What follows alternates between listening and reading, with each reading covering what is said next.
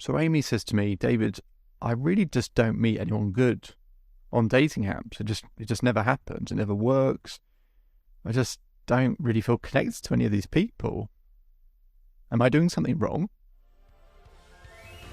Hello, this is the Self-Belief Chief podcast. You're here with David Holman. Make sure to subscribe to the podcast if you haven't done so already to catch up with the latest information, research, episodes, conversations. We're putting out content all of the time. So make sure to subscribe and let's begin. So Amy's telling me about online dating and she says, look, I don't think there are any good people out there. Really, I can't seem to find them. I can't see them. I said, okay, let me ask you a question. I said to Amy, do you think you're the most attractive person on that dating app? She has a decision to make. She either keeps going with the lie that there's no one good for her, or she shows some humility. She goes, no, I don't think I'm the most attractive. I said, okay, do you think you are the funniest person probably on that dating app? She's got that same dilemma. Most people, again, choose humility. No, probably not the funniest. I said, do you think you're the smartest? She says, no. I said, okay, do you think that you're the most interesting? No. Okay. Do you think you're the most considerate and caring? No. Okay. So do you think, therefore, there are some people on that dating app that might be well suited for you? She goes, yeah, okay, I guess so. She goes, but David, I can't find them. Now, Amy's that example. Other people's example where all the people that they do think are better than them on that dating app, they just can't seem to connect with them, right? So there's people in both categories, right? Depends where you are. In Amy's case, she's sort of making up this thing in her mind that there's no good people on the dating app. It's not that there aren't good people. It's just that the connection, communication isn't being done the right way. And part of the issue, sort of no fault of our own, is in science and research, they find that when you meet someone in real life that you find attractive, you get this kind of oxytocin rush in the body. That sort of butterfly feeling. And that's really important part of attraction. That's a really important part of attraction. And on an online dating app, they find you don't get it in the same way. The reason being is because when you connect, you kind of know you like each other to a certain extent. It feels a little bit artificial. Usually kind of messaging each other back and forth so there isn't that same warmth and feeling. So it makes people a little bit kind of hesitant. So how do we create that oxytocin rush? Because that's ultimately what we're trying to do here. And how do we attract better quality people? Better quality for what we want is a better way of putting it. So I ask Amy, so who's your ideal partner? She goes, someone tall and maybe they're, I don't know, they're caring. I said, stop. I said, if you don't know the answer to that question, how do you know what to write in an online profile? She goes, well, I've written down everything that I like. I said, that's the issue. You want to find the intersection between what you want and what your ideal partner wants to hear. Because people tend to write an online profile based on everything that they want. It's not inherently bad, but bear in mind you're trying to market to someone else. So what you need to do, what we need to do with Amy was work out, and there's about 30 questions I use to help people work this out, to define their ideal partner. Because once you do that, you can then work out how to write a dating profile that ideal partner wants to hear, read, and see.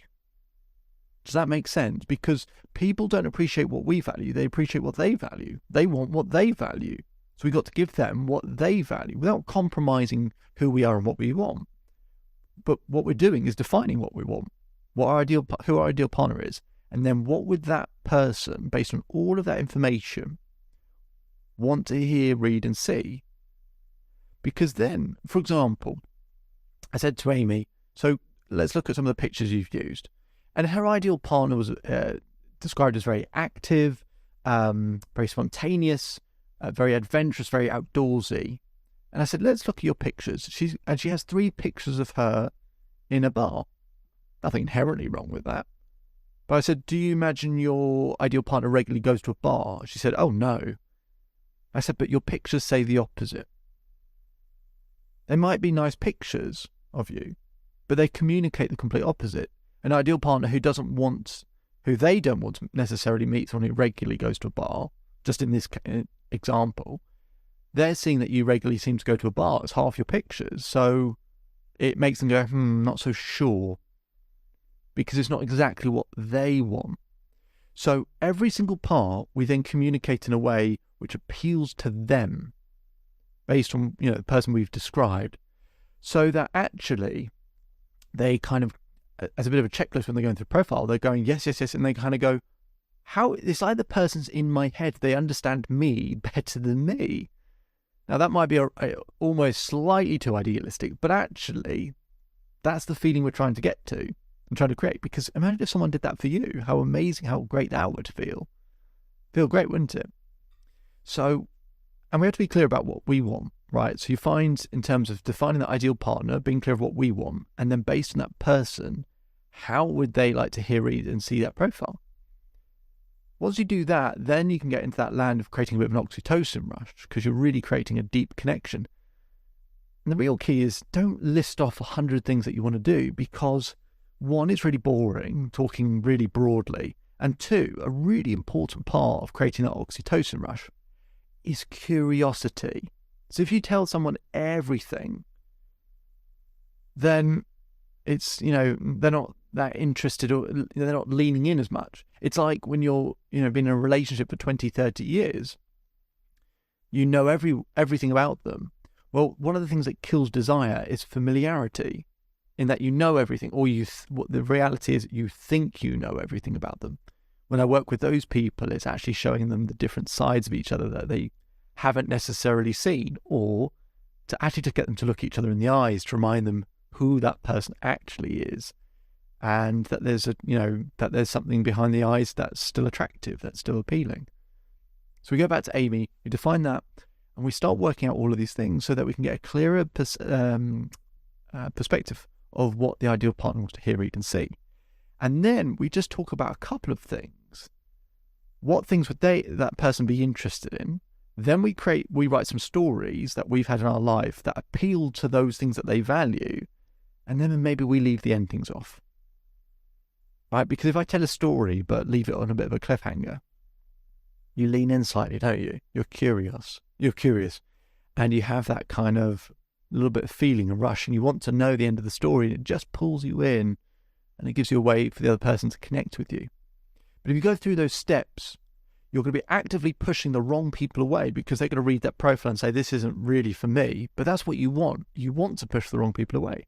And for the right people who are going through a sea of people online, they finally get to someone that's taken the time to give them what they value. And that means the world to them, as it would mean the world to us.